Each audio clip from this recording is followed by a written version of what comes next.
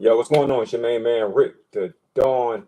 Yeah, this episode, or rather video, is sponsored by my websites, Wardy.com, social media, BHshirts.com, fashion, VidMondo, video sharing, and of course, my new shoe, the Don 1, which you can find at aliveshoes.com/Don1.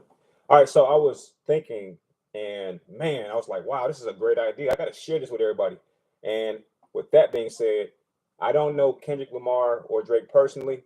So if you know them and you see this video, please send it to them. All right, let's talk about it. So it all started in the year 2002 with two of the biggest artists as it relates to their genres. All right, as far as R&B is concerned, his name was R. Kelly. As far as hip hop is concerned, the name of the biggest artist at that time in 2002 was Jay-Z. You probably know where I'm going with this.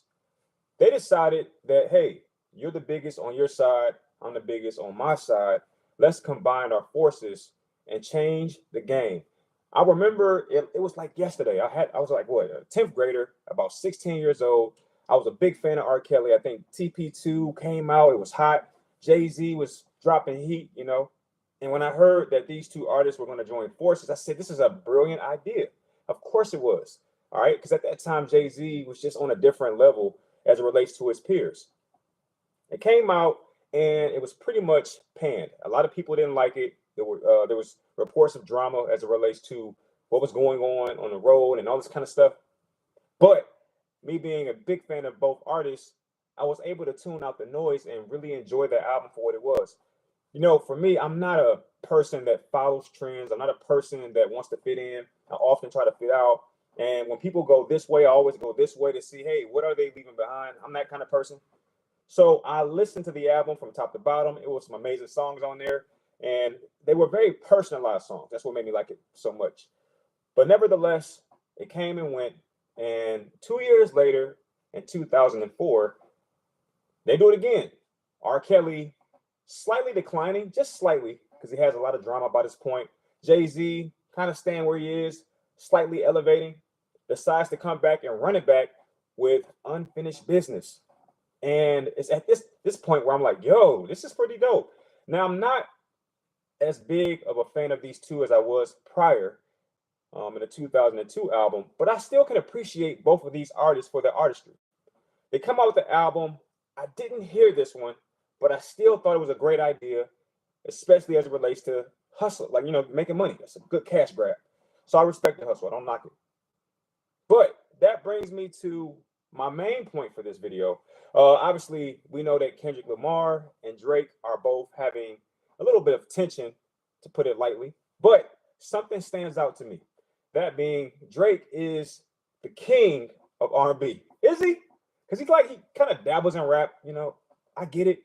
But for me, Drake is an R&B artist who raps. He's that for me, okay? And to each his own.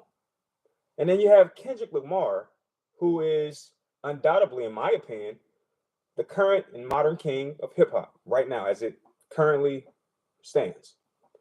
And I thought to myself, where have I seen this before? This is the benefit to getting older, because you start to remember things that the current Gen Zers don't have any idea of. It just wasn't there. It's not their fault. But you got the king of one genre and the king of another genre, and whether they like it or not, they are inseparable at this point. They are often tied together. And why not? Now, just in case it's not clear what I'm suggesting, come together and make an album together. Now, I want to make sure I date stamp this. This is Saturday, February 15th at 1:38 p.m. when I'm saying this. I want to make sure it's date and time stamp. All right. Why my wife always hit me up when I'm on live? But check this out. Drake and Kendrick should collaborate and create a best of worlds type album. Now, obviously, they don't have to call it the best of both worlds, but they would combine their forces and their power. Why does this matter? Why is this an amazing idea? It's pretty obvious. They get to double dip. I'm trying to look out for you guys' pockets. First off, you were able to capitalize on all the monetary gain and monies that were available as it relates to beef, because let's face it, people like negativity. People like drama. So there was a lot of money there to be made. I'm sure you made it. I'm sure you have. Yeah, you know, Kendrick is now one of the highest streamed artists of all time. That doesn't happen without this feud with Drake. Let's face it. And Drake, of course, has been that person for a long time. So they get to double dip because they were able to monetize the beef. I don't know if you understand, but that's how it all works. It's like, how can I monetize anything? You know, you see artists out here doing jumping jacks and jump ropes and car show. It's like they're trying to monetize these events because sometimes the music doesn't do it. They've already monetized the beef. What can you monetize now? The friendship, the makeup. Everybody loves this about stories. This is storytelling 101. People like when things are simple, they get really, really, really bad, and then they get back, then they get really, really, really good.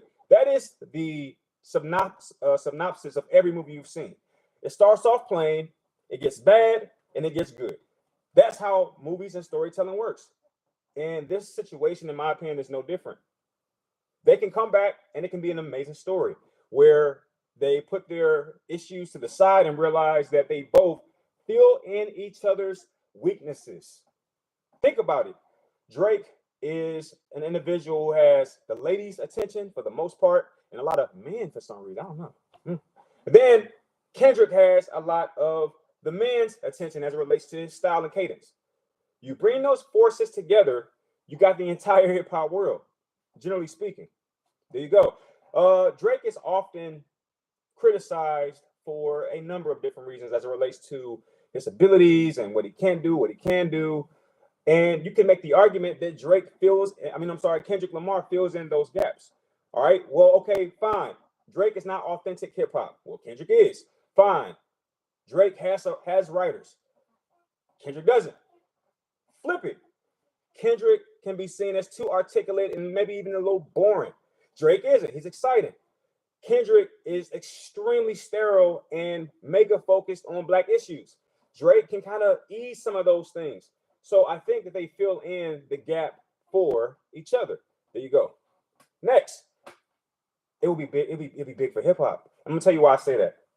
Right now, hip hop is kind of split. It's almost like the Democratic and Republican Party.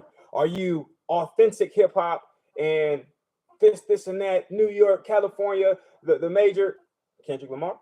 Or are you a part of this new wave that's about fun and laissez-faire and, you know, it's about enjoyment? Drake. It's split. And a lot of people are picking sides. I mean, you had grown men crying about the Super Bowl performance. I think that's pretty clear how split things are at this particular moment. But it goes beyond hip hop. Let's face it. If Drake and Kendrick were to come together, one awesome thing happens. It shows people, or rather future artists, how to take a bad situation or a beef and give it a happy ending. That's really important. See, because in my era, when I was younger, we had Pac and Biggie, and we never saw them bring it together and make it good, you know. And we saw them both pass away at the heights of their careers. It was a absolute travesty as it relates to hip hop. I don't ever want to see that again because it robbed us of so much good music. Like there's so much music that my generation did not get to hear from Tupac. Sometimes I just sit back and listen, think rather, what would Tupac sound like today? You know, and it's just like I don't get a chance to experience that. As far as Biggie, I feel like Jay-Z filled in a lot of that void. But I still want to know what Biggie would have said in some regard. Man, I would hate for that to happen to this generation who really likes these two artists. So I think that they should bring it together and make it pop, man. And if they decide to do it, if they happen to watch this video and it sparks some kind of phone call between one of the two parties, and they say, yo, y'all see that video by Rick the Dump? Hey, man, that might be a good idea, man. Y'all might want to consider that. Look, if nothing else, do it for the same reason that Jay-Z and R. Kelly did it. They didn't do it because they were the best of friends. I think that's what maybe sparked it. But at some point, it was business. All right? It was business at some point. And my point is further proven by the name of the second joint venture, Unfinished Business. It was business. So let's not get egos in the way of history. What's the other word I'm looking for? Peace between the two factions. You know, the ladies, the guys of hip hop loving and all that.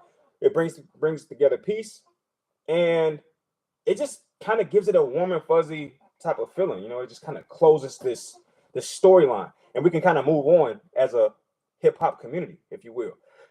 If you guys happen to do this together, and I'm the reason you do it, I don't want any money publicly, but I do want you to cash at me though. Yo, cash at me about $1 million.